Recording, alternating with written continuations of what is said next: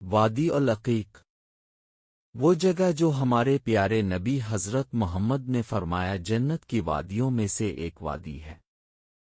اس جگہ کو حضرت بلال بن حارث رضی اللہ کو آباد کرنے کے لیے دیا گیا، اس کے بعد اس جگہ کو عروہ بن زبیر رضی اللہ نے آباد کیا۔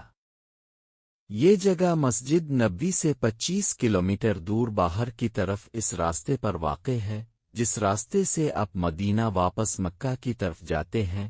اس وادی میں اس وقت کنسٹرکشن کا کام بہت تیزی سے ہو رہا ہے اور بہت سے لوگ مدینہ شہر سے منتقل ہو کر اس وادی میں اپنے گھر بنا رہے ہیں۔